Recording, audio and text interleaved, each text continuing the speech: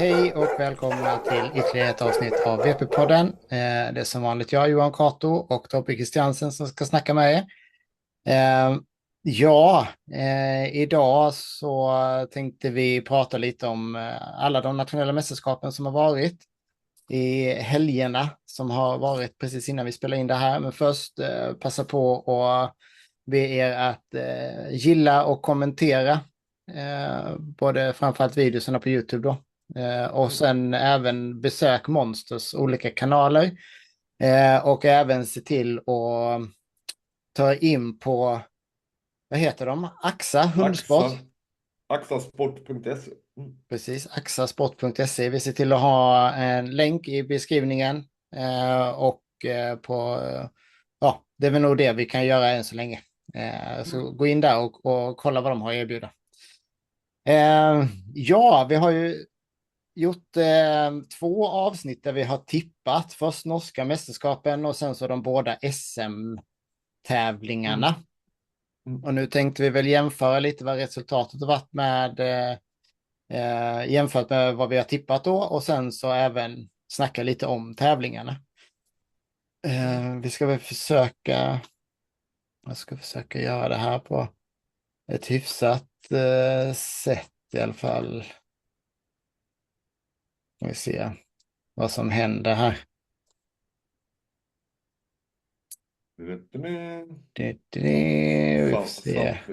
Something is going on. Yes. Eller hur? Så att vi får se Katrines fina inlägg här. Med resultaten från norska mästerskapen. Det var ju tyvärr ingen stream. Så vi har sett något litet. Det har försvunnit från Facebook. Men jag såg, han ser ett drag från Alaya i alla fall.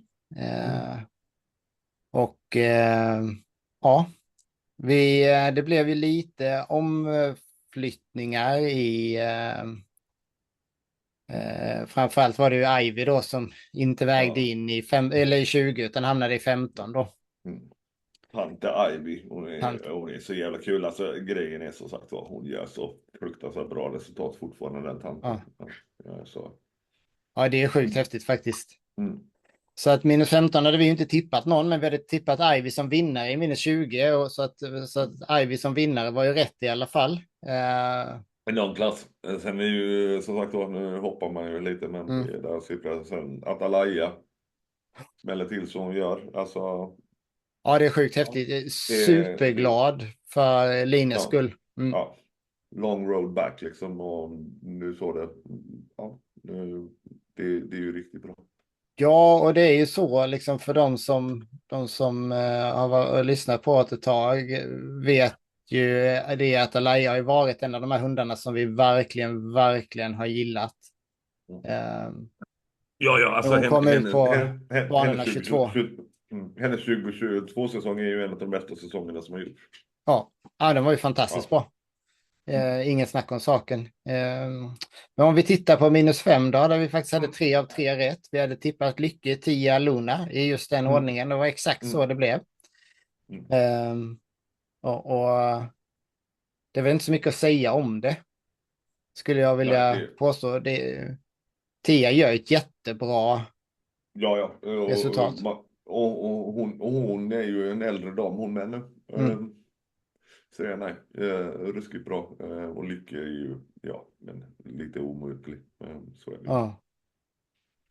Sen så har vi ju då minus 10 som, vi hade tippat Idefix som vinnare. Och det var ju nätt och jämnt att det blev så. Enzo pratade vi en del om och jag tycker att Enzo är en väldigt gullig hund framför allt, men det är ju en bra hund fram.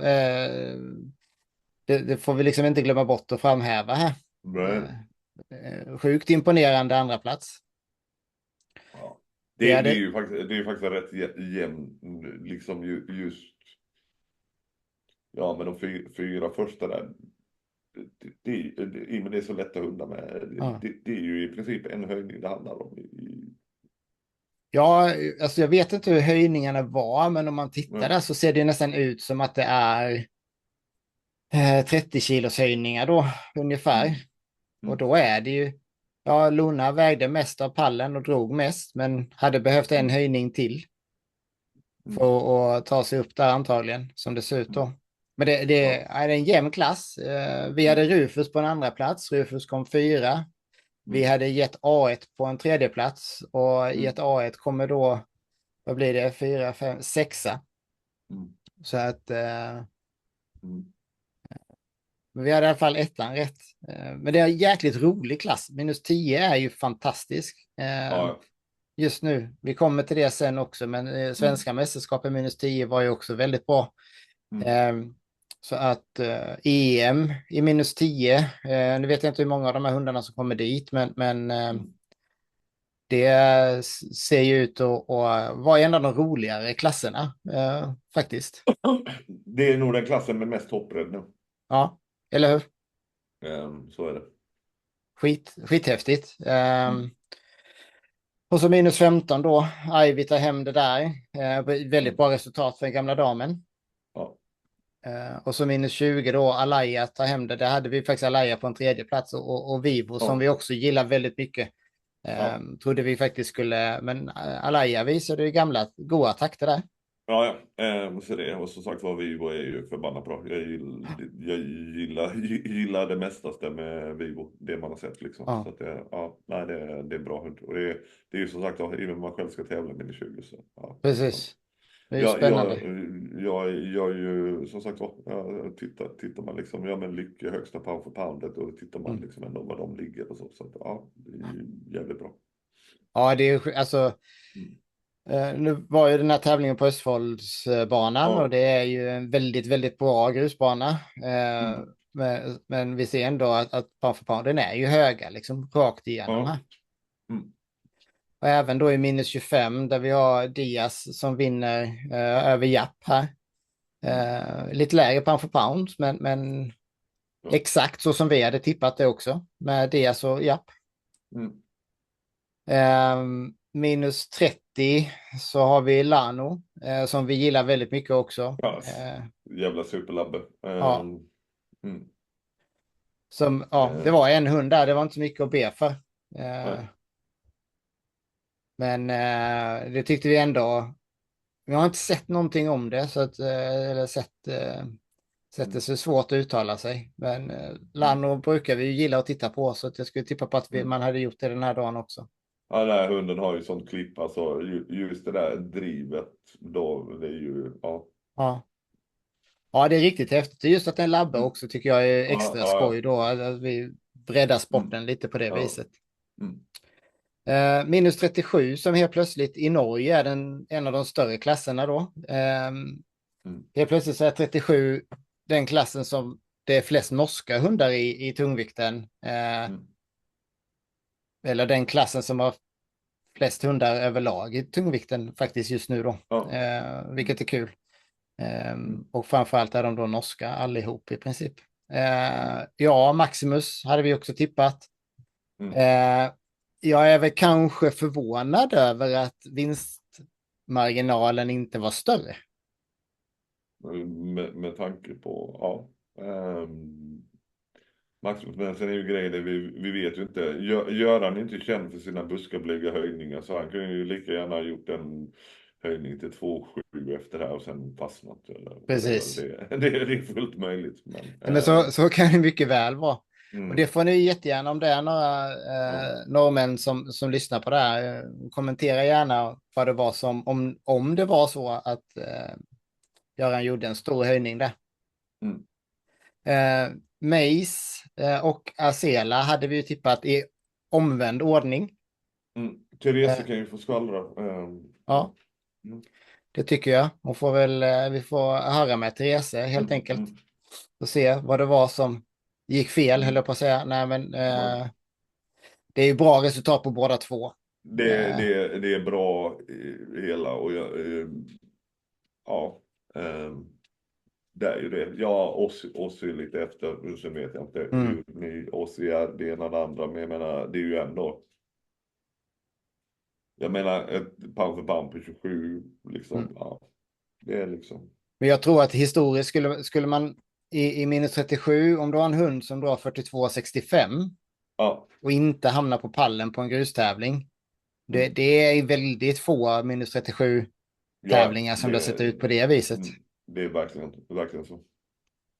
Så att ja, det är riktigt häftigt. Mm. Och sen så Neon, ja, han var ensam i klassen och han gjorde ett drag ser det ut som. Det är lite som ovan där med Göran. Ja, Då. Man undrar ju, okej, hur stor var höjningen vi försökte på här? eller hur? Eller hur? Lite sådär. Daniel är inte heller buskablyg när det gäller. Nej, precis. De har ju en historia om att faktiskt ta i ganska kraftigt på det viset Mm. liksom. Mm. Men överlag så är det väl inga större förvåningar. Det kanske är en så lite som förvånar mig lite i minus Mm. 10. Mm. Det är kul. Alltså som sagt Ja. var, toppbredden är minus 10 just nu. Ja, den är Ruskigt bra. riktigt bra. Och det sa vi när vi diskuterade där också faktiskt att eh, det var många riktigt, riktigt bra hundar i den klassen. Mm. Och som sagt, man ska ju försöka vara opartisk, men det går ju inte riktigt. Och jag har ju ett väldigt svagt hjärta för Alaya. Så att det gör Ja. mig extremt glad. Vivo har verkligen rosat marknaden i år, men Mm. jag vet Mm. inte, det är Alaya tog sig in där, Mm. 22 i mitt hjärta Ja. och Ja. jag önskar Ja. verkligen att de Det, damerna kan få ihop det. men där har du, om man nu, Idefix. Ja, Jag antar väl att det var Öyvind som körde, mm, kanske. Och grejen är liksom att för mig det är ju kanske den hunden och den handlen som har utvecklats mest mm. sedan förra året. Det har ju varit lite från klarhet till klarhet, så att ja, Ja, det är coolt. mm, det är det. Ja, men verkligen. Mm. Det känns som att överlag så går sporten framåt en hel del på det viset. Vi ska se Mm. här om vi kan hitta resultaten från svenska mästerskapen. Eh, de låg inte där, nej. Under tiden kan man kolla på Lullebell, världens finaste Lullebell. Kanske ligger under evenemangen då. SVK SM.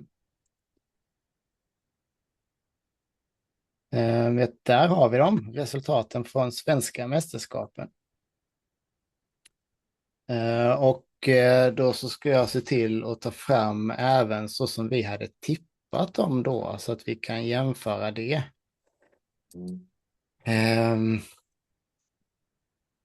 och där hade vi, om vi börjar uppifrån då i minus 10, vi kan säga det att norska mästerskapen vi gick ju då stapeln 24 augusti och svenska mästerskapen är då 31 augusti samtidigt. Så gick då de finska mästerskapen den 31 augusti också då. Det var förhållandevis mycket hundar i Sverige, tycker jag. Det var ett Och normalt det är ju, stort SM. ja, men sen är det ju som sagt var, då hade du trillat bort typ 600 eller någonting i minus 15. Så att Ja, precis. Där tappades det ju en hel del då. Men vi kollade det, du och jag, för några veckor sedan ja. och det såg väl ut som att vi hade i snitt innan årets SM då så har vi haft ungefär 25 hundar i snitt per SM.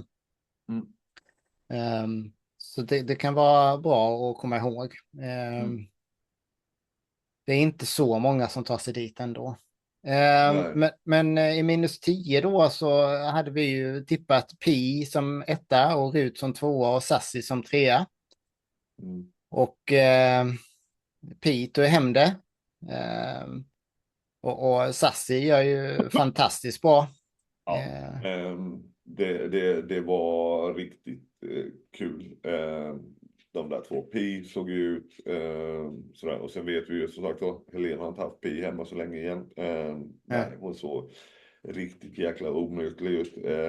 Sen Sassi, ja, så ny och gör det så bra. Riktigt häftigt. Det är rätt mycket klipp i den damen. Det blir intressant. Ja, det ska bli jättespännande faktiskt att se. Sassi är ju så pass ny också. Rookie det här året, va? Ja, ja, det var väl hennes. Jag vet inte om hon har bara gjort Vallberga. Jag kommer jävligt inte ihåg. Eller om hon Nej. gjorde någon mer. Men nej, ruskigt bra. Men man ser ju också, man har sett liksom på Insta-grejer att det tränas och det tränas Precis. ordentligt. Så att det, ja. Ja, det är sjukt häftigt. Mm, Minus 15 sen. Som du sa så har det fallit bort en hel del hundar från den klassen mm, då. mm, Det är en jäkligt bra klass. mm. Eh, eller du framförallt, känner den klassen extremt bra och det tycker jag Ja. det syns i hur vi tippade också. Mm, Vår pall var Papel, Tigra, Siv. Eh, mm, ja, exakt så som det ja, blev här då. Det är svårt att säga så mycket för vi fick ju inte se Papel och Tigra. Jag tänker vi nej, kan prata om det lite senare. Likadant kanske en av de stora frågorna från norska mästerskapen kan vi ta upp sen också här och mm, prata om. Men så det är svårt att säga någonting om dem mer än att mm, resultaten ser ju bra ut. Eh, ja, och vad vi hörde i alla fall så hade väl Tigra varit uppe och försökt att dra för vinsten i alla fall. mm, Eh, mm, och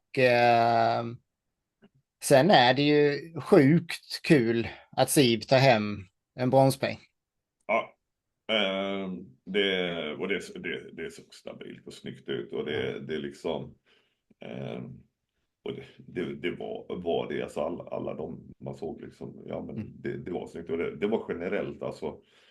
eh, Jag tyckte det var mindre stress och grejer och hit och Mm. dit på SM och nej det var nice. Ja, det jag har sett tycker jag också Uh, såg riktigt bra ut. Som sagt, Siv mm, ser jättestabil ut. Jag ja, tycker Svea så bra ut. mm, Och jag kan tänka mig att får hon en bra vintersäsong med bra träning och så vidare ja, och lite stabilitet igen då i vardagen, mm, om vi säger så, ja. så tror jag hon har betydligt mycket mer att ge. Hon är fortfarande ganska ung. Det är ju Ja, ja, Siv också i och för sig. ja, men det är ju det, så är det ju sin tredje säsong nu. Hon fyller 4 år i mitten av september. Ja, Så att det, eller något. Ja, ja det är det. Ja, ja, mm, något sånt. Ja. Nej, det är sjukt häftigt. Och så Pixie då på en femte plats, Betty på en sjätte och Bella på mm, en sjunde plats.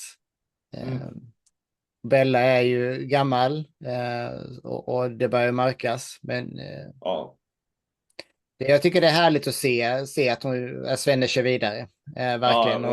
hon var kul. Jag bara satt och log lite när hon då, ja, hon är en sån jävla karaktär den. Så det, Ja, men ja, det är hon ju verkligen. Det känns som att hon har ju varit med alltid. Så är det ju inte, ja. men det känns lite så. Ja, och sen är det ju, jag kommer ihåg, jag kollade nog, det här var alltså 2018, kanske tidigt 2019. Då hade hon 130 starter eller någonting redan då. Ja, Eller någonting, och det är några år sedan. Så att, ja men eller hur. ja, Det är ju, hon har gjort en del den här damen. hon Nej, har ju gjort så det. skitcool.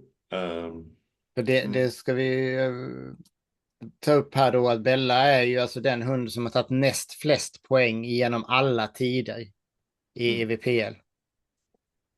mm, Det är bara Ruben då som har tagit flest. Ruben har tagit ja, innan de här mästerskapen då ska vi säga så har Ruben tagit 2416 poäng och Bella 2124. ja, mm, Så att det är sjukt imponerande. ja, En sjuk sak när det gäller poängligan det är att Lycke redan är uppe på fjärde plats totalt. ja, Det är precis. du. Mm, Det är, ja, det är bisarrt faktiskt. mm, Ja. Minus 20 då. mm, Vad har vi där för något? Där har vi ju vi har ju ja, men, 2 av 3 på pallen hade vi ju tippat. mm, I rätt ordning också. Bara det att vi hade mm, tippat Finkel som etta och det såg ju mm, bra ut ett tag tycker jag med Finkel. mm, mm. Men som Ja, men Jocke. Det var ju där som sagt var, vi satt ju och snackade i luren Mm. när först Finkel tvärnitar och beter sig då och sen så strax efter kommer Basse och gör tvärnit han med. Liksom, Ja. den sekvens, eller de sekvenserna med de två hundar, det är något av det bisarraste jag har sett på Vätternbanan. Liksom. Ja, men eller hur? Det är Det var, konstigt. Som sagt, om det är någon som vet vad det var som gjorde att det blev så som sagt, hojta till eller kommentera. mm, Och i Jockes fall så har vi fått reda på efteråt att Finkel haltade lite ut där. Eh, mm, vi hoppas verkligen att allting är bra med Finkel. mm. Med lite otur så kanske vi faktiskt har vår första skada på en whipple-tävling någonsin. Som vi vet om i alla fall. Så vi får hoppas att det bara är någon liten sträckning eller så. Men Jocke, du får Ja, jättegärna. att det är det gamla liksom. Så att, ja, Precis. nej. Som sagt var, och sen, ja, så den fjärde där. Marie beklagar så hemskt mycket. Ja, Ehm, ehm, ja, verkligen. Det är tufft. Väldigt tuff helg för Marie. ja, Verkligen. Eh, ja, jag lider med henne. mm, Och det grövsta faktiskt. ja, Och även i den här klassen då så får vi inte se vinnaren dra någonting. Vilket är mycket beklagligt tycker jag. Men däremot så Aston får vi se. mm, Samma vikt drar de ju i alla fall. mm, Och vi hade ju tippat då Finkel, Ninja, Aston, men det slutade med Ninja och Aston. Kom etta och mm, tvåa och Bazooka, den mm, som har faktiskt har tredje mest poäng genom alla tider i EVPL, tar hem en ja, tredje plats. Eh, mm, Men här finns det väl kanske lite, oj, herregud. ehm, Lite generationsväxling på gång kan jag väl tänka mig. ja, ja, ja. Vi tror ju en hel del på Aston framöver och jag tror att Doris när hon är i fullt slag och Marie är Mm, helt hundra med och även Finkel faktiskt. När Jocke får mm, ihop det så är det en väldigt stark klass som du ska ge dig in i nästa år. ja, Och då har vi faktiskt Irens Vira som inte ens är med här. ja, ja. Som har varit en av de bästa hundarna i den här klassen det här Mm. året. Mm. Men det är ju lite som sagt var, jag som tittar på den här klassen då utifrån perspektiv man ska tävla där själv nästa år. Sen kör de sist så, men ändå då igen, säger det igen. Vinstresultat minus 15, minus 20 brukar vara rätt snarlikt. Mm. Då. Och även så tittar jag ju på, ja men som kommer senare och Peach och Birka liksom då, att Ja. de drar så höga pound för pound. Så att ja.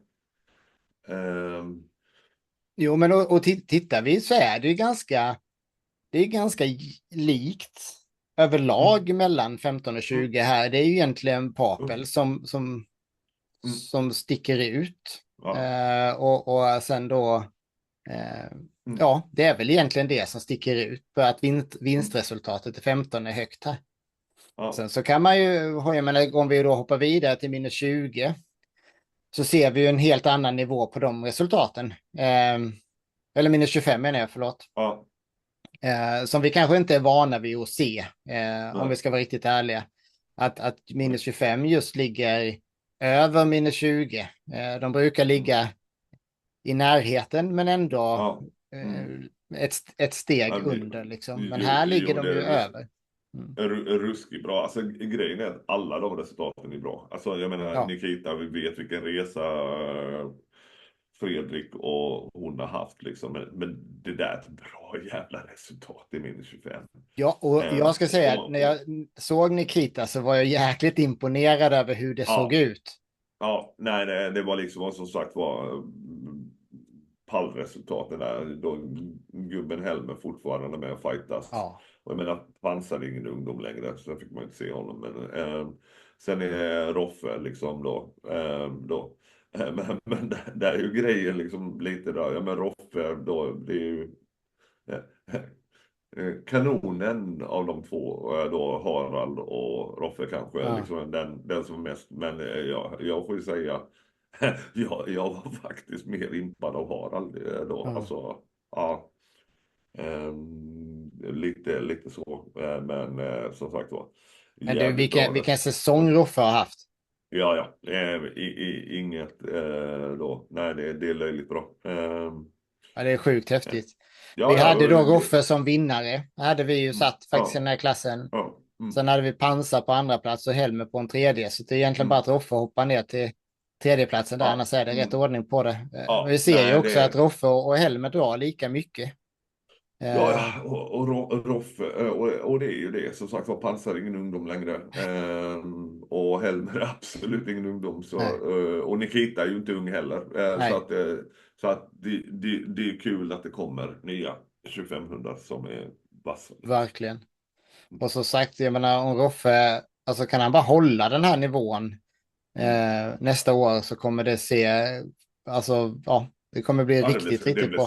det blir svettigt för andra. Ja. Sjukt häftigt faktiskt. Mm. Vi nämnde lite minus 30 där och det blev resultatet på SM blev exakt det vi hade tippat. Aske, Hero och Mm. Harald i den ordningen. Mm. Aske gör det ju faktiskt fruktansvärt bra här. Ja. Ja, 3012 kilo. mm. Det är inte riktigt som hans personsbästa då Nej, på banan. nej. Men det är ju fruktansvärt bra ändå. Det är Alltså. bra. Men sen har man ju de förväntningar man har. Jag satt och liksom kollade på den här klassen och jag satt mest och log åt Harald och Hero. Just att de var så jävla chill de här och gjorde Ja, det så jävla bra. De gjorde det ju ändå, alltså till de här vikterna. Jag tror båda två gjorde försök på någon vikt till. ja, Men det var liksom jättesnyggt och liksom. Och Hero har ju alltid, som sagt, han har ju följt sådär med snorvalp här liksom då. ja.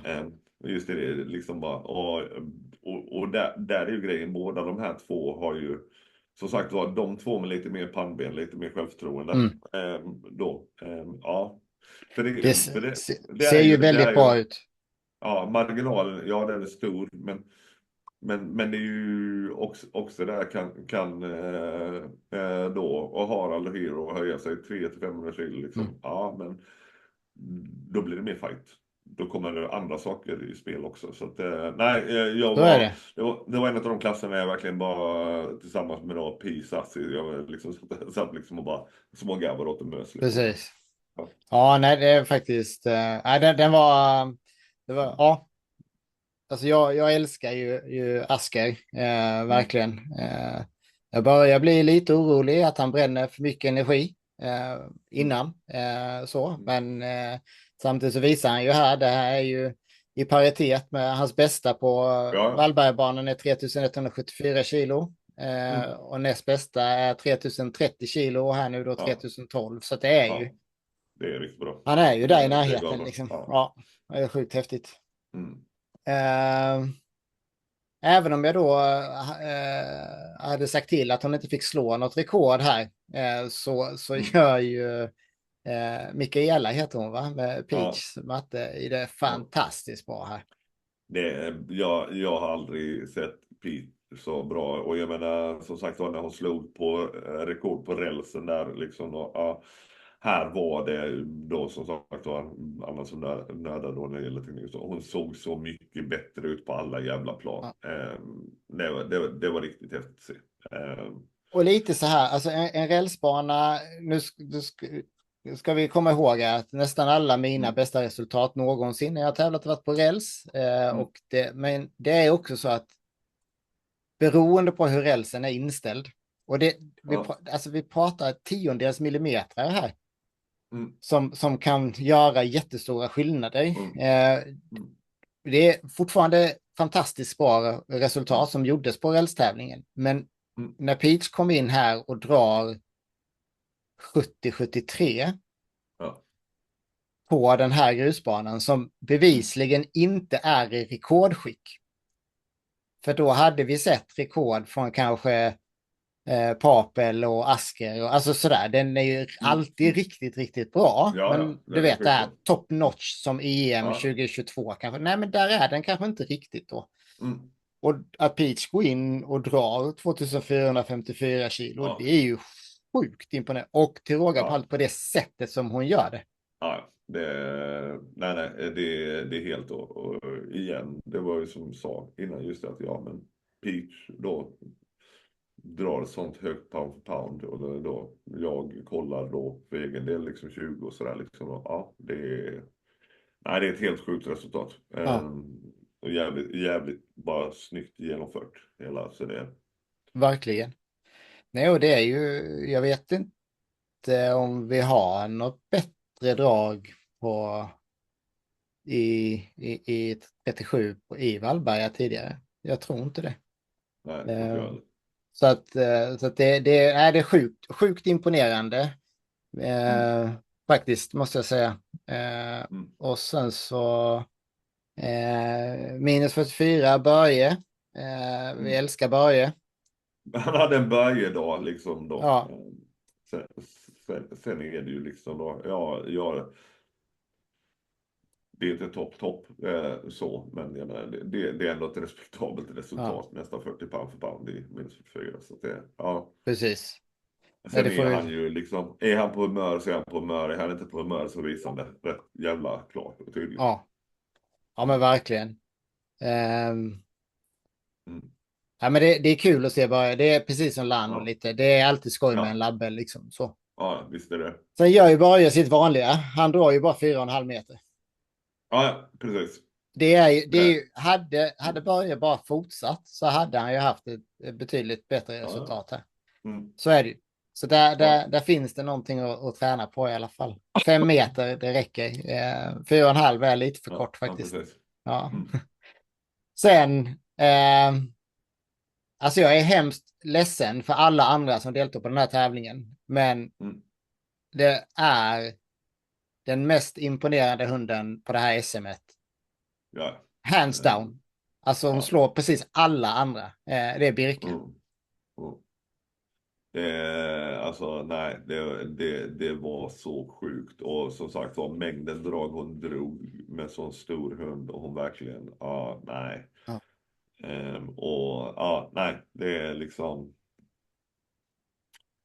Ja, det är så det är stort. sjukt jäkla häftigt alltså. Ja. På Och som sagt var, grus så slår mm, hon eh, både minus 51 och plus 51 bästa drag någonsin. mm. I minus 44 har Neon dragit mer en gång. Mm. Ja, Eh, nej, det är sjukt. Alltså, som sagt var, just det här perspektivet, alltså, både där och få se både Peach och Birka, jag med när de körde ja, samtidigt. Liksom, just det att det är två så fantastiska resultat i tungvikten. Det är helt, ja. precis. Nej, men alltså, vi får komma ihåg här nu då att Birka går i minus 51 och på grus någonsin så är det 3 resultat i hela tungvikten som är högre än Mm. de här 3247. Och då är det Ja, sådär att 3247 kilo för Birka på mm. SM, det var inte max.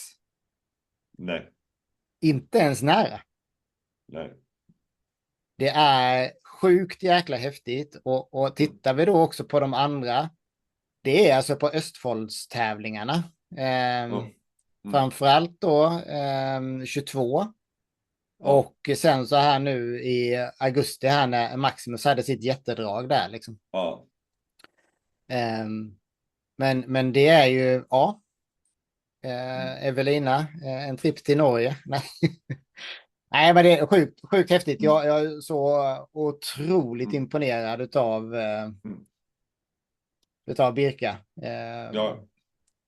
Och så lite, ska man väl säkert ha lite. Birka hade väl säkert också dagen liksom. Alltså så är det ju. Ja. Hon var sjukt taggad och var på liksom helt och Mm. hållet. Så att, ja. Mm. Har vi fått upp några resultat från Finland? Jag har inte sett någonting. Jag vet att Eh, Winnie vann ju. Här har de Vinny i alla vann fall ju. lagt upp lite. Vi kan väl kolla i evenemanget om det är så. Mm. FBPA Championship, SM, Xiaomi-mästerskapen. Det ser inte Eh, ut som att det är nej. någonting där. Nej, sen då tråkigt nog, en av Wakefield-limporna då var inte med. Men det var ju en tax som körde. Och Ja, det är ju bara coolt, deluxe. Sen vet jag ju, Klara tog ju 15. ja, Eh, Sen pappa Thanos vet inte vad han då slutade på eller någonting. Så nej. att, nej. Och sen vet man då Vinny. Och jag menar Vinny, var ett par hundra kilo från sitt Mm. banrekord där. Most Great Bull liksom. Och där fanns det också med. Han drog sitt sista på, vad var det, 12-14 sekunder. Ja. Ja, Så att, Vinny såg ju väldigt stark och bra ut. ja, och jag menar han är ju 9 år nu eller så. Så Mm. att det, ja, nej, han... mm, Ja, men det är kul ju. Och mm, sen så är det ju EM här nu är ju det sista som sker på den där banan i tävlingsväg, mm, vad jag förstår. ja. Du får ju verkligen hoppas att de hittar ett nytt bra ställe att vara på. Ja, Det det får tror vi jag väl. verkligen hoppas. Ja. Det känns som att det blir så. Mm. Då Det är kör vi kul. vidare då. Ja, det gör vi. Jag tänkte så här att vi snackar lite om EM, vilka som har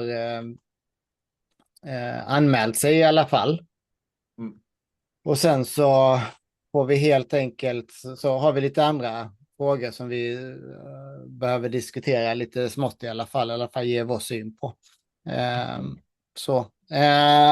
Vi har ju då i -5 Lycke och Tia. Mm. Eh, ja, det är inte så mycket att säga eh, om det. Eh, Nej. det är inte så många andra hundar i -5 Nej. faktiskt. -10 är det ju jäkligt tråkigt att vi har så många bra hundar i Norge och Finland som inte kommer över till, eller Norge och Sverige menar jag, som inte kommer Mm. över till Finland här. Mm. Eh, Men, men. Vandringslimpan är med, VP-limpan är med. Det är Jajamän, viktigt. Det är viktigt. det är Det är jävligt otroligt viktigt. viktigt. Lille gillar vi, Få flaxen bekänna färg. verkligen, verkligen. Mm. Så att, nej men det är kul ändå, som sagt. Ja. Och -15 så har vi Clarabelle, Svea, Bianca, Siv, Tigra, Papel och Pixie. +1. Det är en okänd hund som finns med där som inte vill vara med på anmälningslistan. Det är något nytt som händer. Jag har en misstanke att det där kan vara Abra. Okej, ja det låter ju Eh, sig rimligt med tanke på att eh, Pixie är anmäld då. Ja, mm. Så det, ja. Men det är intressant att att man inte går ut med att Abra är anmäld i så fall, utan man har en +1 där. ja. Intressant lösning som vi aldrig någonsin har sett innan. Det är inte första gången den här säsongen det är på det viset. Mm. -20. Thanos, Bazooka och Ninja. Det är ju lite tråkigt alltid när det är i Finland att det inte är fler som åker över. Och det säger jag då som aldrig varit där och tävlat. Nej, precis. Snabbt nog. Samma. Precis. Jag skulle ju åkt EM 2019. Ja. Det var ju då den här jävla böldpesten, hundpesten slog till i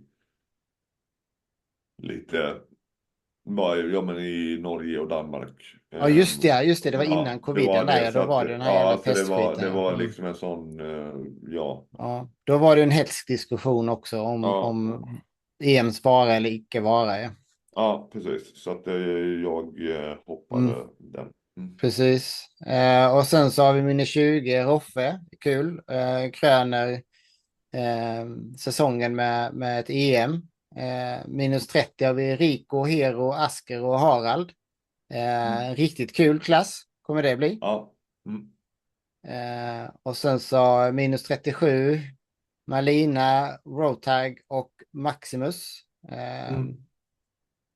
The Battle of the Malamutes. Mm. Det ska bli skoj att se. Ja. Malina vet vi ju har en väldigt hög högsta nivå. Ja, precis. Så att det... Ska bli jäkligt spännande att se hur Maximus tacklar det. Och så Birka då. Ska bli jäkligt kul. Nu kommer ju inte banan vara i sitt absolut bästa sådär, men det ska ändå bli häftigt att se vad hon lyckas göra på EM. Och så Winnie Pooh då i plus 51. Så att men på hela taget så kommer det vara ett bra EM. Det är jag helt säker på. Ja. Som sagt, sen får vi väl alla försöka, jag vet inte riktigt hur vi ska lösa det, men på säsongerna som kommer här, nu kommer EM gå i Sverige 25, men så 26 så kommer det vara i Finland igen. Sannolikt. Om det nu inte... Ska vi se, EM 23 gick i Göteborg, då var det Norge som arrangerade. Och så 24 Finland då, så 25 blir Sverige och sen 26 är det Norges tur igen då, så då kommer det gå i Sverige 26 också då. Om Norge väljer att arrangera det där då. De kan ju faktiskt välja att arrangera i Finland också, men det kommer säkert bli så att det är i Sverige då också, och sen så blir det då 27 i Finland igen, och då har de väl förhoppningsvis hunnit få sin nya bana. Det hade varit jättekul. Ja, och det hade vi, då kanske vi till och med har hundar båda två som kan tävla. Det hade varit fantastiskt roligt. Ja, jo. Så att han så får gå mot brorsan och farsan liksom. Ja, eller hur? Det hade varit coolt. Ja, det hade varit riktigt bra. Jaha, ska vi då faktiskt ja, känsliga tittare och lyssnare kan väl välja att avsluta och lyssna nu då.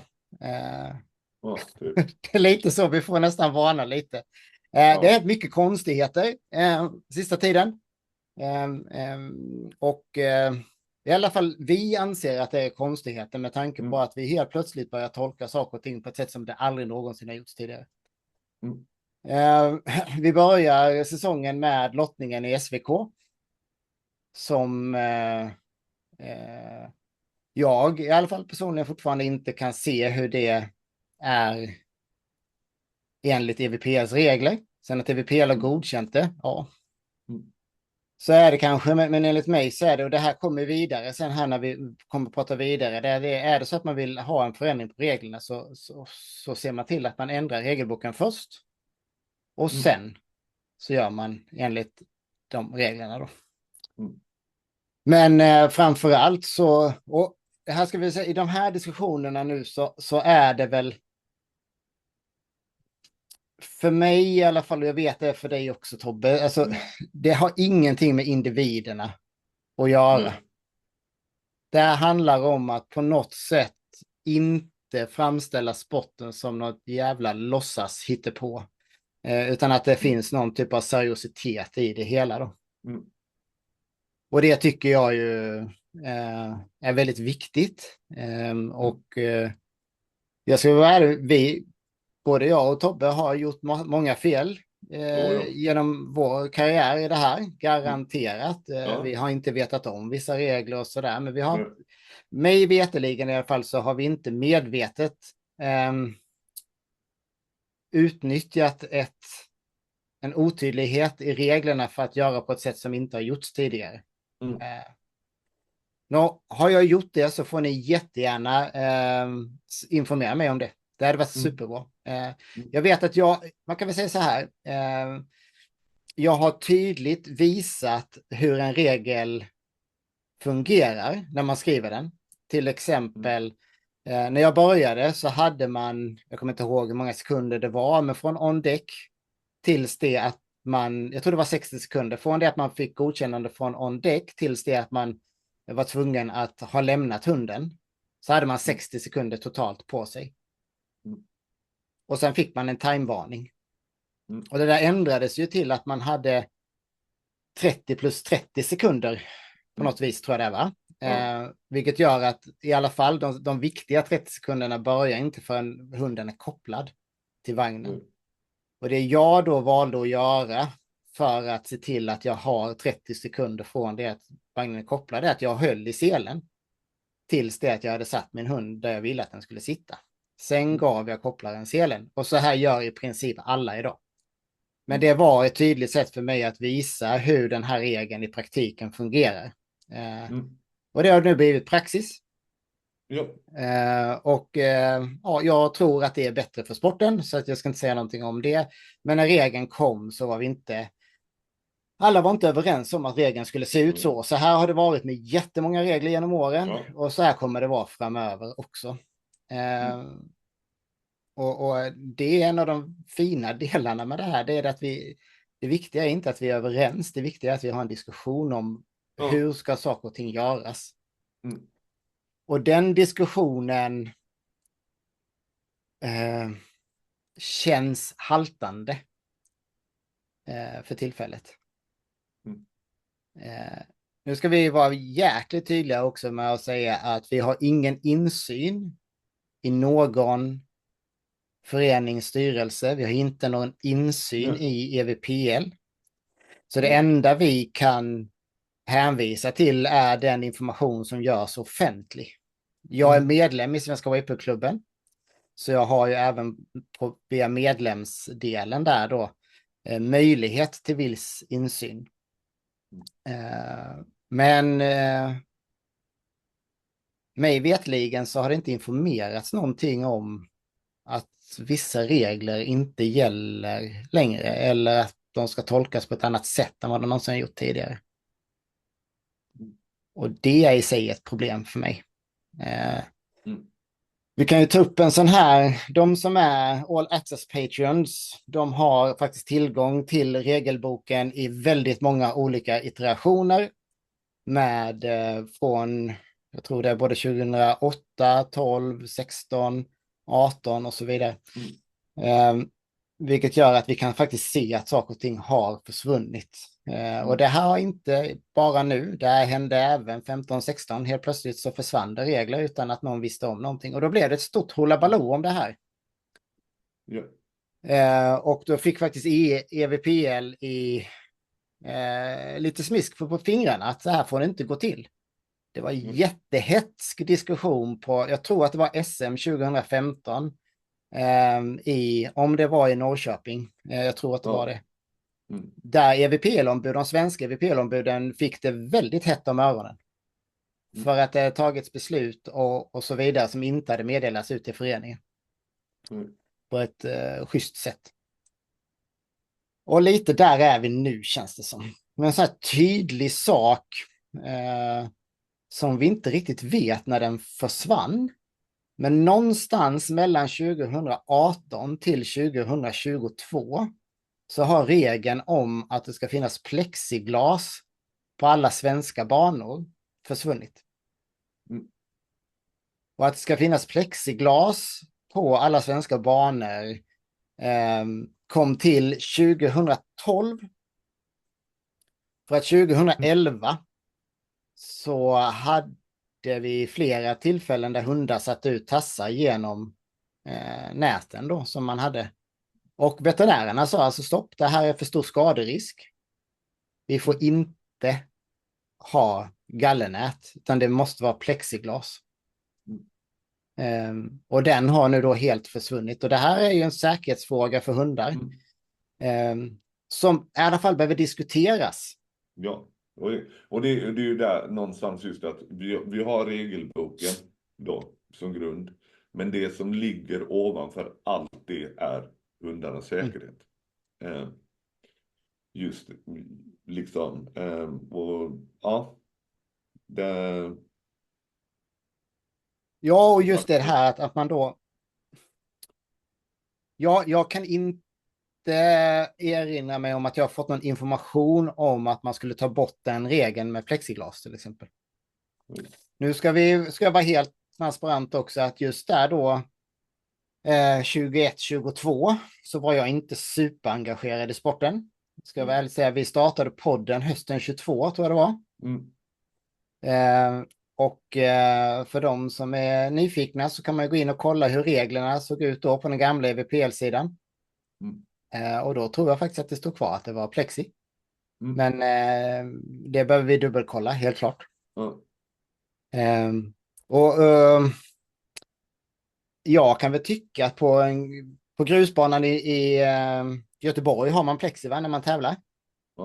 Men de tar bort det.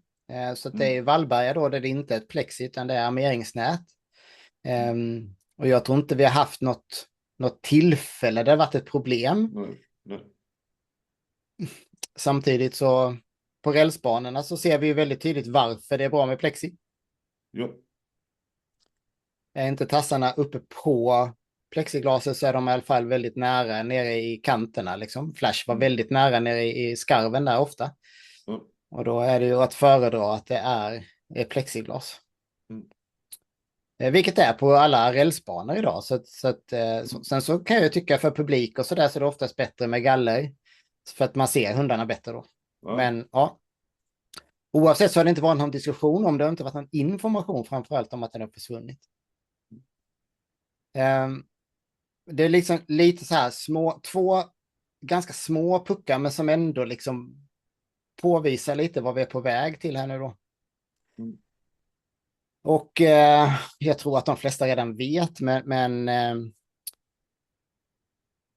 Diaz som tävlade på norska mästerskapen bor i Sverige. Flyttade till Sverige i slutet på juni enligt ägarens egna uppgifter. Och därför så ska Diaz tävla i svenska mästerskap. Det är just igen det handlar inte om individ eller heter det handlar om att regeln är väl, i mina ögon som sagt var, jag har suttit i EVP ett gäng år. Jag har suttit som huvuddomare i Sverige. Vi har haft hundar som har flyttat innan och det ena och det andra. Och det har liksom inte varit något snack. Och jag ser inget tolkningsutrymme utan det står klart och tydligt att för nationella mästerskapen måste hunden vara boendes i landet.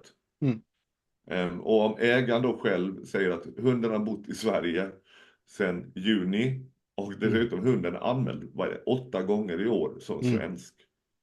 Ja, men då finns det ingen diskussion och det handlar liksom inte om då.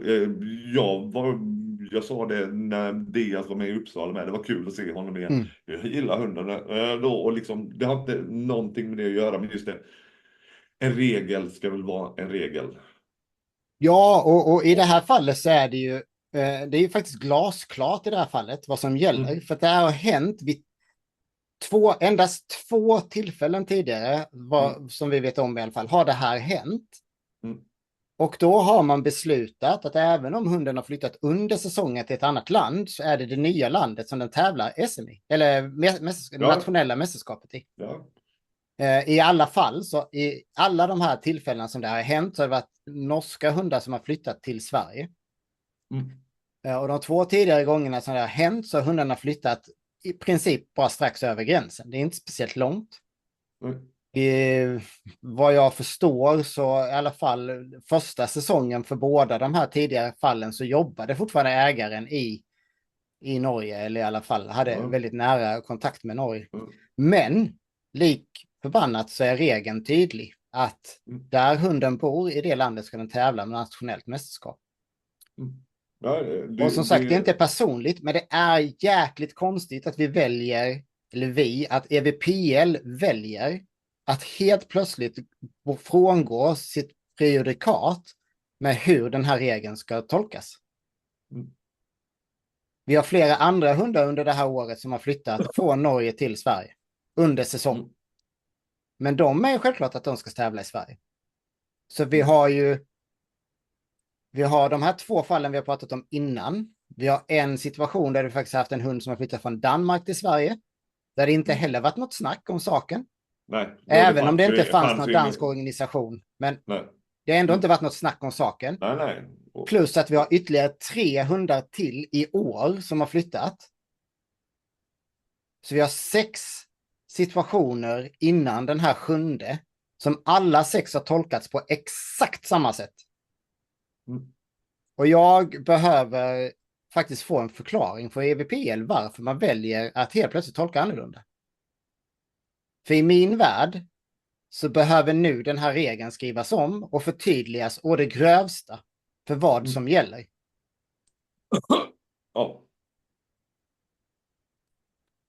För är det då, får man välja vilken nation man tävlar för? Ja. Grejen är som sagt då, dels så har jag suttit då som nationell huvuddomare och EVTL när paret de här andra rundarna har flyttat.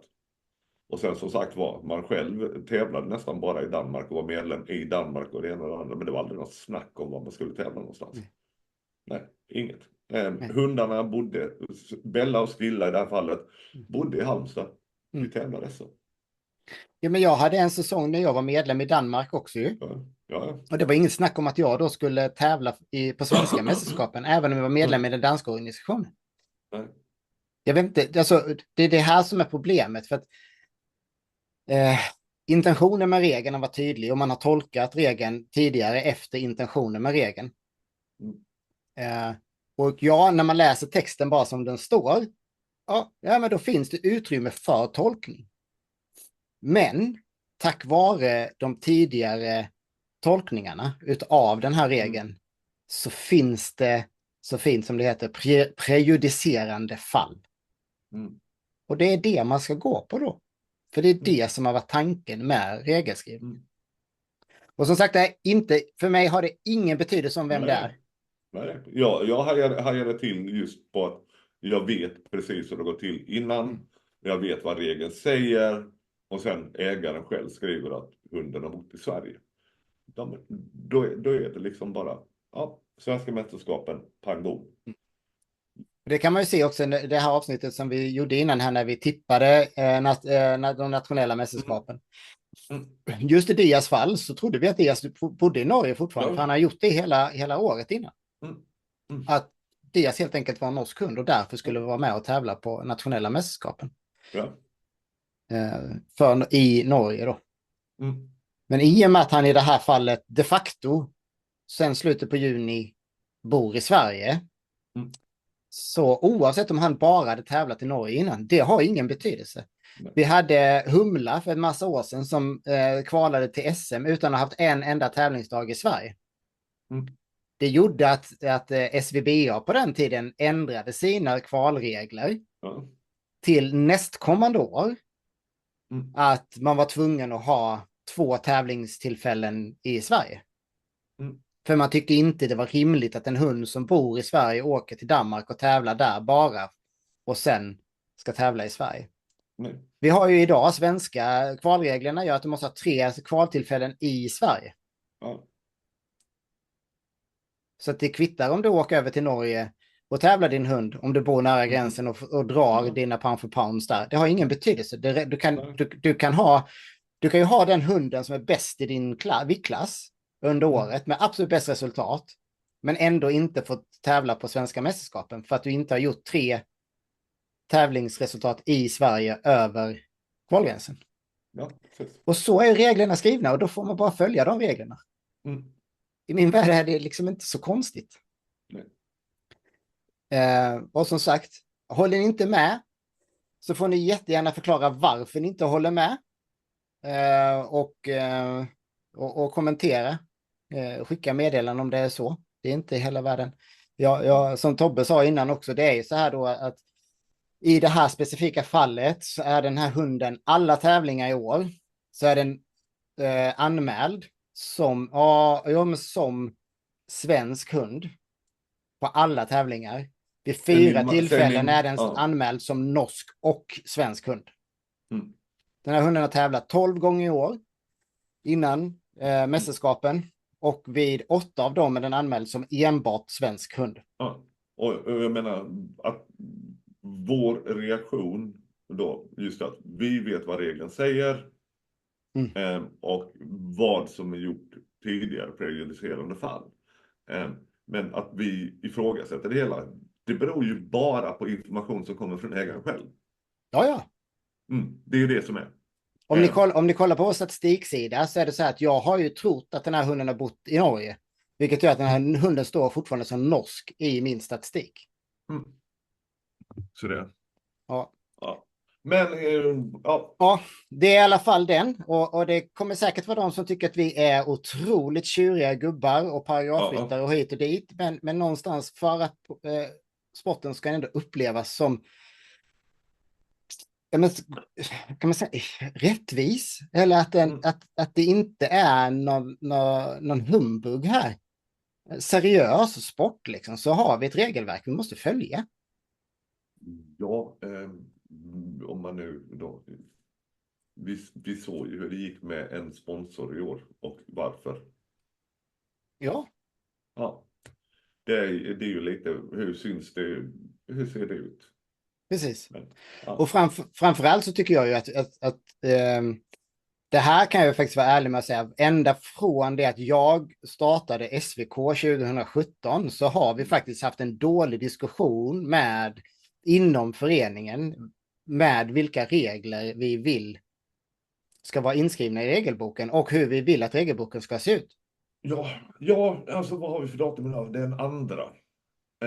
EM går... Ja, bra fråga. Ja, det är mindre än 2 veckor. Det är två. Ja. Ja. Alla regelförslag ska vara inne till EVPL i samband med internationella mästerskapet i EM. Precis.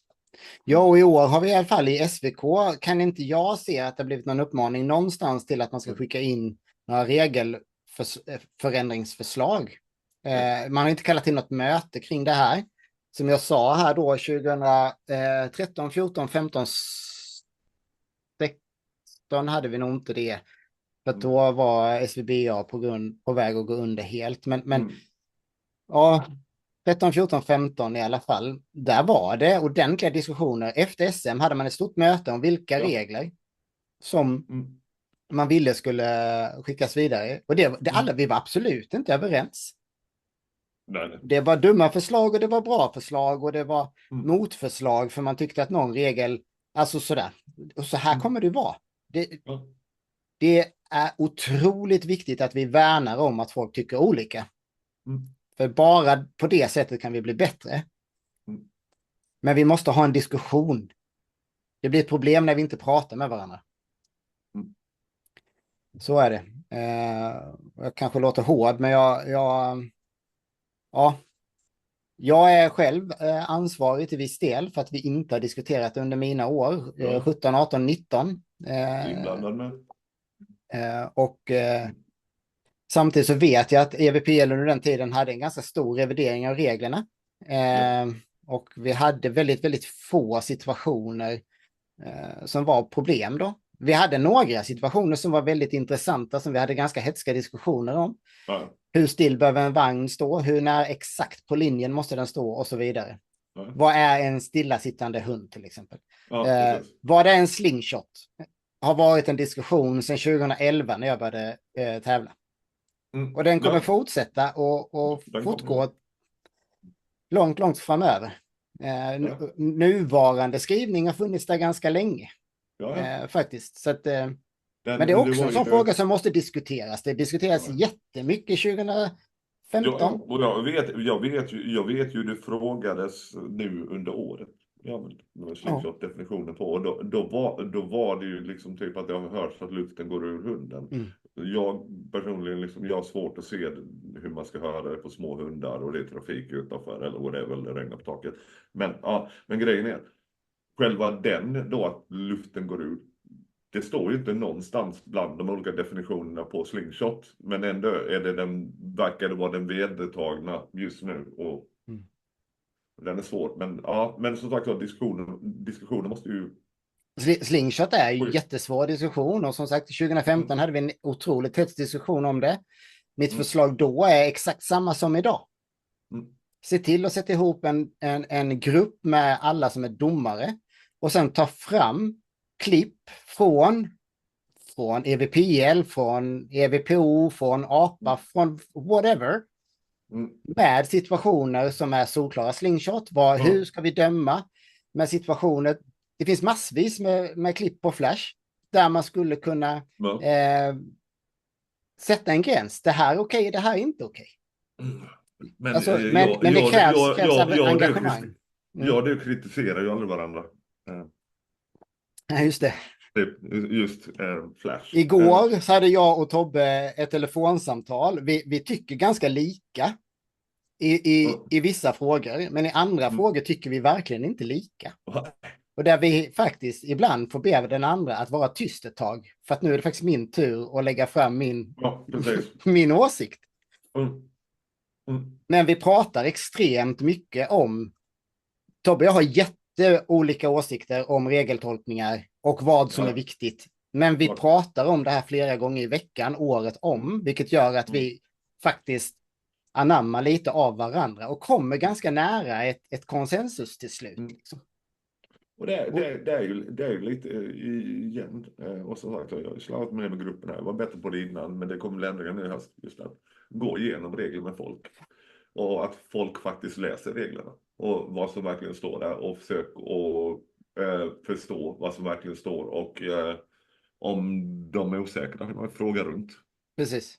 Här definitionen, och du har ju som sagt var folk som Svenne och Sivert då som har varit med sedan tidernas begynnelse liksom då, när det var svartvitt fortfarande liksom. Precis. Liksom. Ja. Eller hur?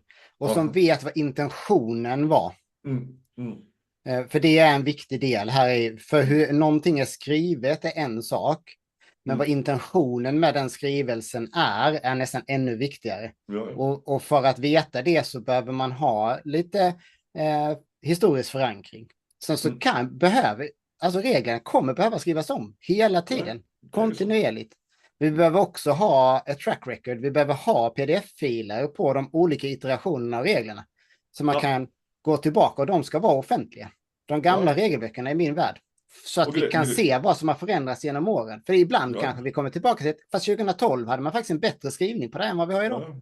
Ja. Men anledningen till att vi har regler som går så långt tillbaka i tiden, ja men det är för att vi båda suttit i EVPL och de ligger där. Eller har legat där innan dem. Så det... ja, men så är det ju. Och sen att vi är hamstrar som inte kastar så jävla mycket grejer som vi tycker är viktiga. Man hittar roliga filer här och där. Och då... Eller hur? Sen så ska vi väl avsluta med kanske en av de tråkigaste puckarna då med hela det här papptallriksgate då. För det första, ja, det var jättetråkigt att man inte streamade Östfold och att man inte streamade norska mästerskapen. Och jag ska säga från början, jag är den första som håller med om att det är ingen rättighet att det ska vara en stream. Nej. Det är det inte. Men om vi vill den här sporten väl så kan jag ju faktiskt tycka att det är bättre att det inte är en stream än att vi helt plötsligt har en papptallrik framför kameran. Ja. Och då får man ju också gå in och ändra i reglerna då, för att om det blir beslutat att det inte ska vara någon stream, då går det inte att använda videogranskning så står det i reglerna. Precis. Nej. Exakt. Och då är det ju så här att tar vi då på SM till exempel när vi hade papptallrikarna, då så är det så att alla andra hundar kan bli utsatta för videogranskning, men inte de här specifika hundarna. Det gör att det blir direkt osportsligt och orättvist. I min mening. Det är olika förutsättningar.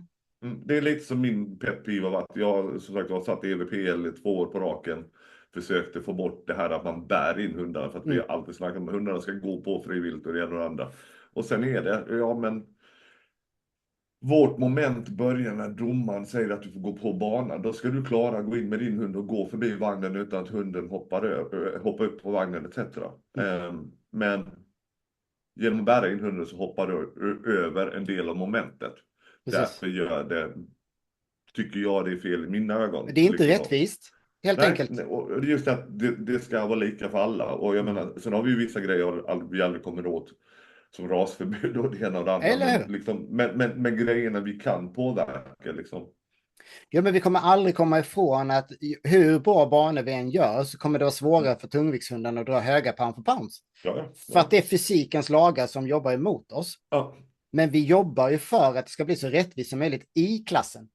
Det är ju en av de absolut viktigaste delarna som vi hela tiden jobbar med. Och då är att bära in sin hund eller att helt enkelt undgå från videogranskning. Sen bara en helt då, så att det inte är SVK eller några i SVK på helt då. Det var en jävligt kul tävling. SM då. Så, och som sagt, som jag sa innan, det var mycket hundar som faktiskt presterade, kanske, ja, verkligen toppade på SM. Och det såg bra ut och det såg stabilt ut och kul. Så att där, och bara det att man hade fått upp den här LED LCD då, där du kunde följa vad det var för hund, vikt och pannförband, så det var riktigt jävla bra. Sjukt bra. Jag är superglad att det var en stream överhuvudtaget. Jag tycker det är fantastiskt. Jag var själv på annan plats och tävlade på egen hand, men jag satt i publiken när jag tittade på den tävlingen och tittade på streamen under tiden också. För att ja, alla har inte möjlighet att vara där. Och sen så är det helt säker på att det finns de som inte har samma syn på det här som jag. Men jag vill ju att den här sporten ska växa. Jag vill ju att vi ska få mer utrymme. Jag vill ju att vi ska synas. Ja. Och alltså, så som dagens samhälle ser ut, och så här har det varit alltid egentligen. Vi behöver ha klipp, vi behöver ha bilder. Det är fantastiskt när Helena har varit och fotat. Det finns jättefina bilder som gagnar sporten något så fruktansvärt mycket. Ja, och det här är liksom, och ju bättre vi kan göra de här produktionerna, desto fler får upp ögonen för sporten. Ja. Och det är ju nackdelen med många av de här gamla hundarna som vi snackade om då. Det är ju nästan stört omöjligt att överhuvudtaget hitta klipp eller någonting på dem. Du hittar ju knappt en bild. På Plexi till exempel hittar du knappt en enda bild liksom. Vad är det? Och det är jättesvårt liksom att hitta klipp framförallt, men bilder till och med är jättesvårt för att det har utvecklats något fruktansvärt mycket möjligheterna till att filma liksom. Så att jag tycker det är jättetråkigt, och om man väljer att inte synas på det sättet som gjordes på SM, så i mina ögon, min 100% personliga åsikt, så är det att man motarbetar sporten och man gör sporten till ett åtlöje i mina ögon. Grejen är, jag hade ju diskussioner, för vi har ju haft det här scenariot tidigare med en kompis Glenn, va? Och hade diskussioner med honom gällande det där med. Så att, men min åsikt var likadan då.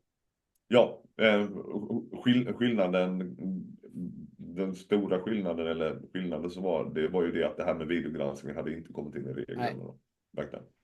Nej, det gör ju att det blir en dimension till här. Så att, och än en gång, det här är inte personligt. Det har ingenting med den här personen att göra. Det är beteendet som jag tycker är... jag gillar inte det alls, helt enkelt. Försöker inte använda för starka ord här. Men nej, jag blir superbesviken och ledsen när jag ser att man behandlar sporten på det viset. Och likadant att man då, som i Östfold-tävlingen, man på grund av diskussioner på sociala medier, alltså, så väljer vi att inte streama. Och då är det första min tanke, vad är det ni vill dölja för någonting? Och det blir så här, direkt blir det så, du vet, jag är helt säker, jag vet att Maximus är en superduktig hund. Jag tvivlar egentligen inte på det resultatet. Jag väljer att inte visa det. Varför ska jag då lita på att det har skett? Alltså, förstår jag menar? Alltså, legitimiteten för resultaten blir helt plötsligt ifrågasatta. Nu för kommer att vi hela tiden... Maximus. Ja, alltså, för det är så lätt att göra det. Norge har gjort det skitlätt innan och satt upp en mobiltelefon som har bara sänt på Facebook. Ja. Det är liksom... Fran och Lina har ju gjort det i exakt. Man behöver inte göra det så som jag gjorde det innan. Och jag önskar att jag hade tiden, energin och pengarna till att göra den typen av produktioner hela tiden och förbättra dem ännu mer. Jag hade önskat det, för jag tycker sporten förtjänar det. Jag älskar den här sporten så fruktansvärt mycket. Och jag tycker verkligen sporten förtjänar att få synas. Men jag tycker också att man väljer att göra på det här viset, så i mina ögon så är det småsint och respektlöst mot sporten. Och jag vet att det är inte alla som håller med mig. Och jag har säkert bränt några broar här, men må så vara. Jag tycker det är jättesynd. Det känns som att vi tar stora steg tillbaka i sporten. Den känslan har varit under året att det kommer hundar som är fantastiskt bra, men sporten i sig går baklänges. Mm. Och det är Mm. skittråkigt. Ja, det finns ju en sak, nu lämnar jag orkar inte med den Nej. delen längre. Men ett annat exempel från i år då, som ja, vi reagerar, och det är många som reagerar på den. Ett av problemen genom alla jäkla år har varit, folk vill ha mer tävlingar, det har varit för lite tävlingar, det är svårt att få folk som arrangerar tävlingar. Sivert ville hålla tävling. Det är den första någonsin som har blivit nekad att arrangera en tävling. Jo. Yes! Var var vi någonstans? Jo, just det. En nekad tävling för första gången på 20 år. Mm.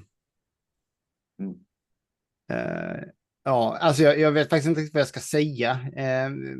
Det finns, jag kan liksom inte se någon anledning till att man nekar tävlingen. Kollisioner är det varje år. Ja. På ett annat sätt att Sivert då, ja. Men det är en månad innan du måste anmäla att du vill arrangera en tävling. Och jag, som sagt, Stockholm, Finland har haft sina problem. Det har, som sagt, det finns en anledning till att de blev av med Klaukala. Det var en sen vår, så det är liksom, ja, och för att åka till Sverige, det lättaste stället är ju Stockholm. Ja, och sen så är det så här Rätt. också att tävlingen kolliderar alltså med Östfoldstävlingen i augusti här då. Mm. Och Norge har ett rasförbud som gör att många av hundarna som framförallt bor i Stockholmsområdet i Sverige inte kan åka till Norge. Vilket gör att den krocken helt plötsligt blir helt irrelevant. Ja. Det är liksom, jag kan köpa då att den svenska huvuddomaren skulle till Norge. Det kan jag köpa. Ja. Men det måste finnas en lösning. Jag menar, om svenska huvuddomaren blir sjuk, vad gör vi då? Vad händer om huvuddomaren av någon anledning inte kan vara med på en tävling? Det kvittar vilken anledning. Måste vi ställa in den tävlingen då? Det är inte rimligt att det fungerar på det viset. Så viljan att lösa det känns som att den inte fanns där. Det blir ju bara jävla konstigt, och ska vi vara så. Då, ja, men Uppsala-tävlingen så var då Pondusdraget är det väl då. Ja. Ja, men den kolliderade ju med Finland. Precis. Finland är ju tävlingssamma heller. Ja, och jag sticker inte under stolen med att det optimala är om vi kan sätta tävlingsdatumen så tidigt som möjligt. Så är det ju. Ja. Det hade varit suveränt, men shit happens. Och någonstans så är det konstigt. Det har hänt innan också att tävlingar har blivit ganska sent påkomna. Och det har aldrig varit ett problem. Nej. Vi har en tävling som blivit ogiltigförklarad genom alla åren. Och det var en tävling i Norge. För då hade man faktiskt i någon klass så hade man en icke-auktoriserad domare som dömde. Därför blev hela den tävlingen ogiltigförklarad. Men jag menar, så länge du har domare till alla klasser som är godkända enligt EVPL och att man helt enkelt sätter den nationella huvuddomaren får ju utse en domare på den tävlingen som huvuddomare för den tävlingen. Ja. Grejen var ju, som jag har sagt då, när jag var huvuddomare, när jag tävlade, då tävlade jag i 15-20 som då. Ja, men då var Kajsa Sommar huvuddomare för tävlingen. Eller hur? För huvuddomaren kan ju inte vara huvuddomare under tiden han tävlar, eller hon tävlar för den delen. Så att jag menar, vi gör ju det här löser vi varje tävling som det är redan. Så jag kan liksom inte se det enda som jag kan se som en anledning som har någon typ av legitimitet är att det fanns en begränsat antal som fick vara med på tävlingen. Det begränsade antalet var 30 personer, eller 30 deltagande hundar. I ett land där vi har haft snitt 27 deltagare per tävling de senaste 3 åren. Jag vet inte. Det blir bara konstigt, och igen, information. Det blir ju bara konstigt. Då vet hur säsongen har gått och hur det har varit med Sivert. Och, och allt liksom då. Det blir bara konstigt, ser konstigt ut. Men ja, så att Sen är det så ska vi ju säga så här, jag menar, ja, de som har tagit beslutet, det är de som ska ta beslutet. ja. Och det är de som har legitimitet att ta beslutet. Så det är inte det vi ifrågasätter. Vi ifrågasätter varför beslutet tas på det sättet som det görs. Jag tycker det är jättekonstigt. För jag menar, alltså, än en gång. För sporten hade varit bättre om vi hade haft fler tävlingar i landet. Det hade fler som tävlade. Det hade bara varit, alltså, i dagsläget så hade det bara gagnat sporten. Hade det varit så att varje tävling hade haft 75 anmälda hundar, ja, per tävlingsdag, ja, då hade vi börjat få ett problem. Men vi är inte där. Nej. Vi är i en situation där vi har under 30 anmälda hundar i snitt per tävlingsdag. Det är inte ett problem då. Om vi då skulle ha tävling varje helg, go for it.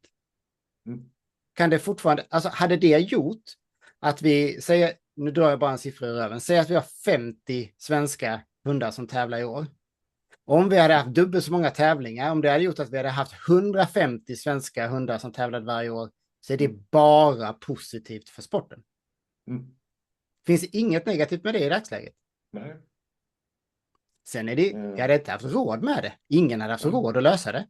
Så som det ser ut just nu. Men om den lösningen hade funnits och vi hade haft tävlingar så pass ofta och det hade varit så många hundar som deltar, det hade varit superbra. Det är liksom, det finns en väldigt sned bild av hur stor sporten är. För de som väljer att lyssna på avsnittet som kommer efter det här, så kommer de höra att vi pratar med en väldigt framstående staffeperson. Och vi pratar om att wavepoolen är stor i Skandinavien. Ja, i jämförelse med de andra europeiska länderna. Den här sporten är fortfarande pytteliten. Ja. Pytteliten. Ja, men ta nu, inte sport så, men ta rasklubben Staffordshire Bull Terrier. Ja. De ligger mellan 900 000 medlemmar. Eller hur? Alltså det finns, precis. Alltså det här är inte en sport som kan bli lika stor som agility. Det går inte. Det finns för många begränsningar för det. Men att vi skulle kunna ha ett snitt på någonstans 50 till 75 hundar anmälda per tävlingsdag i Sverige. Jag ser inte ett problem med det. Däremot så det som är ett problem i en sån situation är att vi behöver då vara fler som faktiskt jobbar för att sporten ska få synas och att sporten blir bättre och mer professionell. Eller professionell kommer den aldrig bli, men mer seriös. Så att det inte ses som någon underground-historia för tatuerade bikers. Vi har varit där och vi har slitit oss ifrån det och vi är på väg tillbaka dit, i min mening. Och vi måste hindra den utvecklingen. Och fler tävlingar är bara bättre. För att alla som kommer och tittar på en tävling, kan vi också då få publik på tävlingarna. De är så sjukt imponerade av hur det ser ut på tävlingen. Kommer ni ihåg när jag drog i alla kontakter jag hade och vi lyckades faktiskt se till så att SKK kom till tävlingen i Göteborg. Det här är, kan det vara 15, 16 någonstans där. Och det är inte vem som helst från SKK som kommer, utan det är Mr. Royal Canin, han som tog Royal Canin till Sverige. En jättestor profil i hundvärlden i Sverige. Framförallt, men även internationellt. Han och hans fru framförallt, som är otroligt engagerade i hundsport, var superimponerade över hur tävlingarna sköttes och hur duktiga hundarna var och allting runt omkring. Än en gång, nu pratar vi 15-16 där, när sporten stod på sin absoluta topp. Och det är jättemycket hårt jobb. Göteborgsgruppen med Sara i spetsen gjorde ett superjobb för att det där skulle bli bra. Ja, och det är det, och man ser ju vad Göteborgsgruppen har gjort på Minddog genom åren och även Irene och Hundläroverket har gjort på Stora Stockholm och liksom, ja. Alltså när jag stod som speaker uppe på Stora Stockholm, när det var uppvisning där, och Mm. Vi är omringade av flera 100 personer. Det är knäpptyst. Folk är superintresserade. De är helt fascinerade över hur det ser ut. Det är liksom... Alltså den här sporten, när vi pratade med pastorn, så delade ju han och jag verkligen visionen av hur stort det här kan bli. Alltså det är skithäftigt. Folk tycker det är skithäftigt, men vi behöver slipa bort en hel del liksom x längs vägen. Så vi är inte redo för att stå på liksom Globen och ha en tävling där nu. Absolut inte. Men vi måste ju jobba för att marknadsföra sporten. Vi måste jobba för att slipa bort de här konstigheterna. Och att vi måste jobba för att vi har en regelbok som vi följer. Och att vi har en rätt procedur. Men om vi vill ändra någonting i den här regelboken så behöver vi gå rätt väg för att göra det. I min värld är det ett jättestort problem att det bara nu är 3 länder i EVPL. Ja. Det är ett jätteproblem. Det är ett megaproblem. För det är bara 6 personer som sitter där. Mm. Så det är liksom tanken med EVPL att det bara ska vara domare är på ett sätt bra. Men det har sina nackdelar också. Faktiskt. Jag är inte domare till exempel. Jag satt i EVPL ett tag, men jag ser också på sporten på ett annat sätt än om man har stått och dömt sporten i så många år som du har gjort. Det är en av de stora grejerna som du och jag ofta råkar i luven på varandra om. Ja, men så är det, för vi ser på det på olika sätt. Jag ser det som en arrangör och kanske mer ur PR-perspektiv, medan du ser det från synen som domare. Så det. Men nu är jag inte domare längre och jag fick inte bli det i år. Du fick inte vara det. Det är ytterligare en konstig sak då. Det här året att Tobbe... Nu blir det ju det här i och med att Tobbe och jag har podden ihop och vi är nära vänner och sådär, så blir det är inte opartiskt för 5 öre här. Men Tobbe anmälde sig alltså på första tävlingen i år om att han ville bli domare. Och sen har det varit tyst. Så att, och jag är fullt medveten om att vägen är över nationella huvuddomaren då, men nationella huvuddomaren vill inte prata med mig, så jag tog med 2 medlemmar i styrelsen och sen har jag inte hört ett pip om det. Och det är liksom, ja, jag kan bara utgå från att vi har tillräckligt med domare i landet och man vill inte ha mig som domare. Det är min personliga känslomässiga tolkning. Fine. Så är det, och jag förstår mycket väl att det är väldigt mycket lättare att driva en sån här förening om det inte är så många andra inblandade. De första åren i SVK efter jag startade så försökte vi ha så få personer som möjligt inblandade för att få det att flyta hyfsat, att sätta en grund någonstans så att det ska korta beslutsvägar. Medlemsavgiften 2017 för de som blev inbjudna till att bli medlemmar var 10 kronor. Så ni är med på banan här vad det kostade. Resten kom från min ficka för att få SVK att funka. SVK bildade sig i en Messenger-chatt. Ja. Och 90% av allting under hela uppstarten och det ena och det andra skedde i Messenger. Precis. Så att alltså jag är den första som förstår att föreningsbiten är tråkig och jobbig och stökig. Men vi behöver också på något sätt, alltså ju fler år som går, desto mer noga behöver vi vara.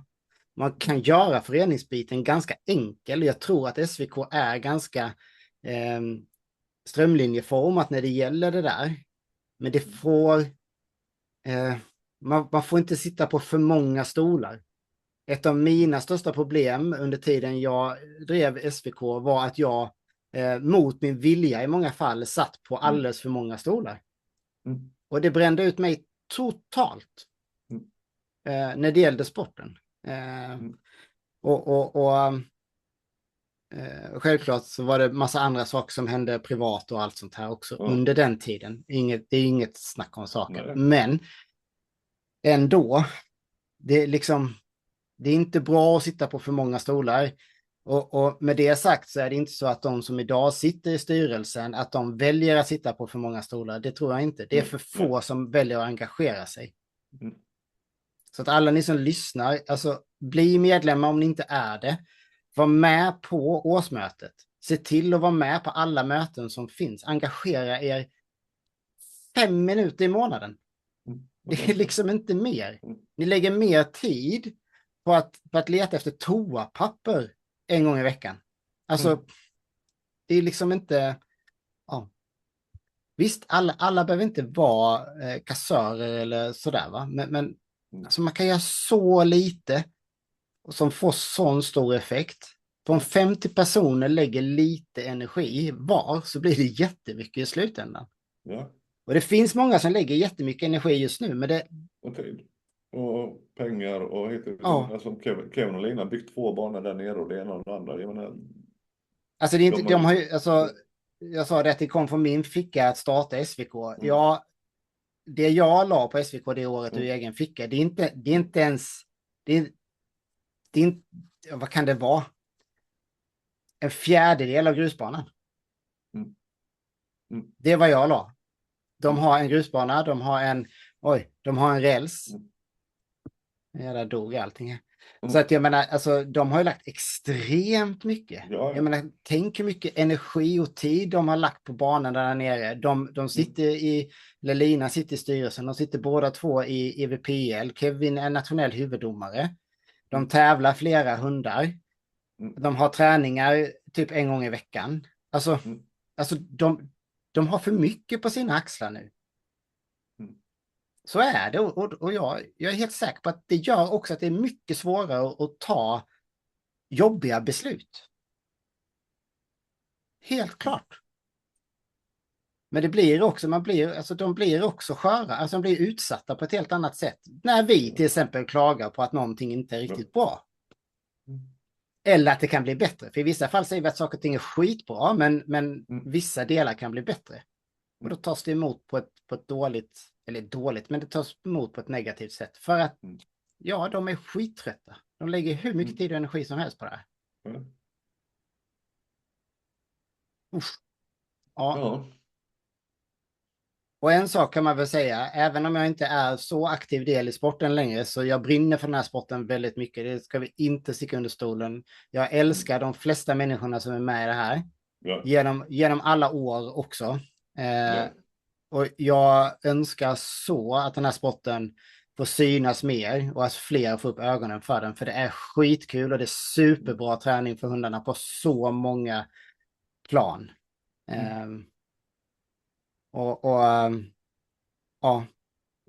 Jag drömmer verkligen om att den här sporten skulle kunna bli större. För jag tycker det är så otroligt roligt. Ja, årets understatement är väl att sporten har ju utvecklingspotential. Så att, ja. Det kan man ju lugnt säga. Ska vi dra en sån här lite rolig sak med det här med championaten? När vi ändå håller på här så kan vi avsluta på en...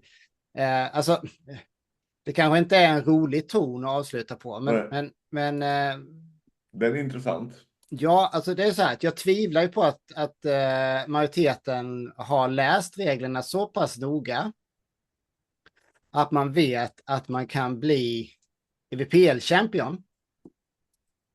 Man kan alltså få titeln EVPL-champion.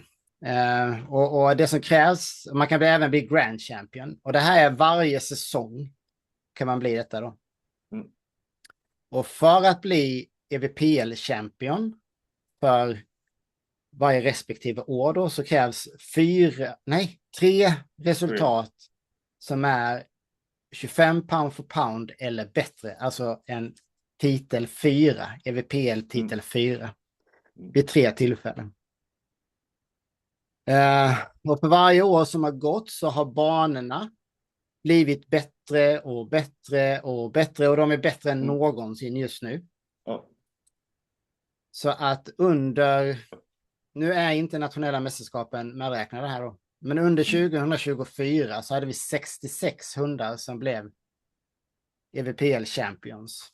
Vi hade förra året 73 hundar och 2022 69 hundar. Det är ganska spännande faktiskt. Jag skulle då vill jag säga att innan pandemin, precis innan 2019 då, så är det ännu mer intressant, för då hade vi egentligen, bortsett från Sivets räls som var riktigt bra, så hade vi inga riktigt... Jo, det är Göteborgsbanan. Den har varit på samma nivå alltid. Sen hade vi inga fler sådana där monsterbanor liksom. Mattresultaten går inte att jämföra med hur de har varit nu i år. Nej. Men 2019 hade vi faktiskt 74 EVPL Champions. Men hör och häpna. Bästa året någonsin är 2014. Det var 102 EVPL Champions. 2015 hade vi 94. 2016 hade vi 94 stycken. 2017 hade vi 92 stycken. 2018 hade vi 91 stycken. Och banorna är idag i alla fall 20% bättre. Om inte till och med mer. 2015 var EVPL-rekordet på 93 pound för pound, tror jag. 97 kanske. Ja, det var ju... Och Rion där. 14-15 då. Ja, men för jag vet Athene slog det på 89 någonting. Lulebelle var där uppe. Sen kom ju de här duellerna Ruben och Rion. Ruben och Rion. Och sen så spräckte ju Alma 100-strecket ju. Ja. Och jag menar, en hund som Alma i minus 10 idag. Jag menar minus 10, ja, det har sagt, den är sjukt bra. Alma och Alfred, det hade varit kul att se de två idag. Ja, men lite det här så att folk förstår lite. Alltså, när vi säger att sporten var på sin topp här 2015, vi har tjatat om EM 2015, men det här visar ännu tydligare. Ja, det var fler som tävlade då än vad det är idag. Men banorna var också betydligt sämre. Alltså en av de bästa banorna vi hade i landet 2015, det var Göteborgsbanan. Det var ren pound för pound. Och titta, vi har precis samma situation på Grand Champion. Då ska man alltså bli det 5 gånger då. Och då hade vi 2015 hade vi 67 stycken. 2016 hade vi 64. 2017 hade vi 72. 2017 var alltså då SVK startade. Då hade vi ingen bana i SVK. Vi åkte upp till Bottnaryd och körde på den gamla banan som var sönderslagen på många sätt och vis. 60 stycken 2018, 52 stycken 2019. Sen så har vi faktiskt då 51 stycken 22, 58 stycken 23 och 50 stycken i år då. Nu är internationella mästerskapen med här och EM heller. Så det kan ju bli lite förbättring 2024 då. Men vi ser ändå en ganska markant skillnad liksom. Och det... Just det att det är 2014, liksom, ja men det ligger nästan dubbelt så mycket som då. Ja, och vi får ju tänka att på den tiden så hade vi kvalresultat till SM som låg 10-15 pound för pound lägre än vad de gör idag. För att banorna var så pass svåra. Vi hade rälsbanan i Norrköping förresten då. Som var riktigt bra också.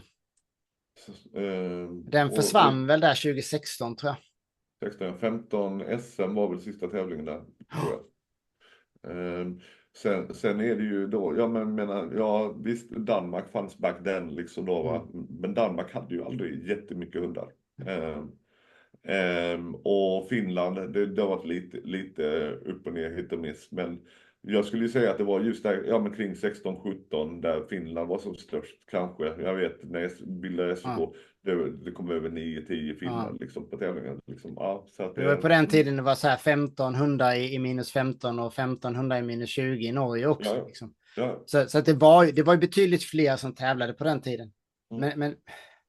Men då sporten, allting runt omkring var lite mer seriöst då, skulle jag vilja påstå, överlag.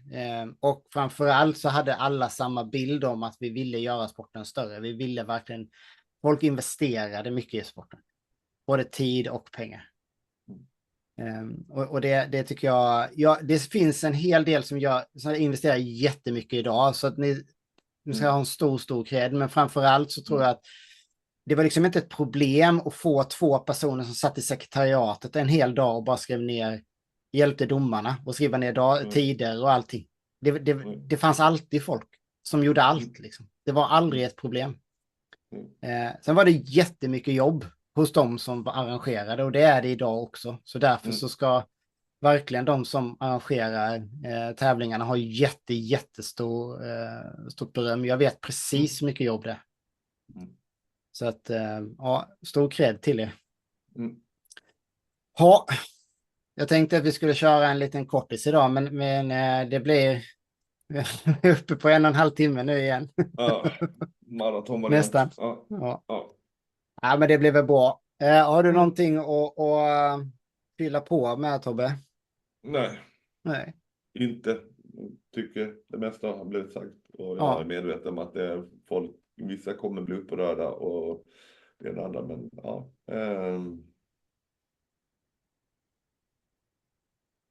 Det är som det är. Och som sagt var, just att alla har rätt att ha sina egna åsikter. Grejen är, vi har säkert fel. Och folk ser på saker jävligt annorlunda än vad vi gör. Men någonting folk kan, liksom, vi har suttit i de flesta positioner. Vi har varit med, vi är dessutom nördar, så vi har liksom satt oss in i saker. Så vi vet hur saker och ting funkar.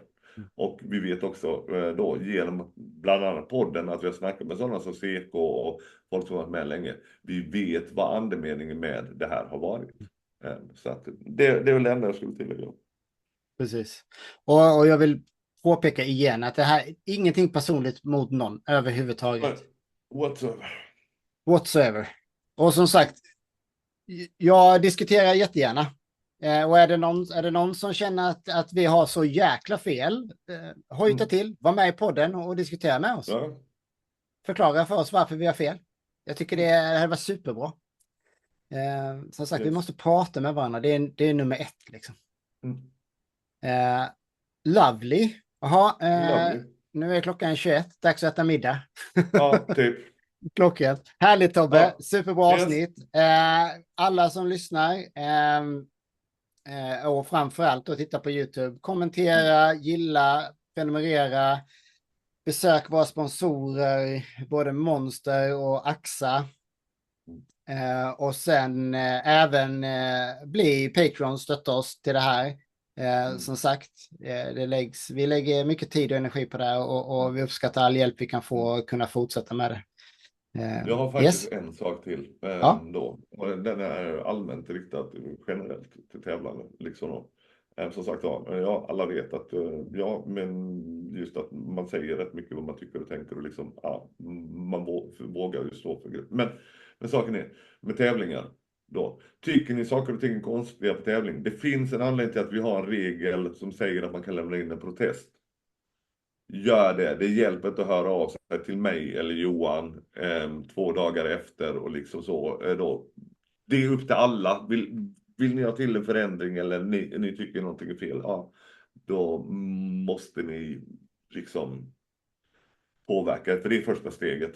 Tycker ni det är konstig bedömning på slingshot eller konstig bedömning på whatever? Ja, men lämna in en jäkla då. Så att det åtminstone blir diskuterat.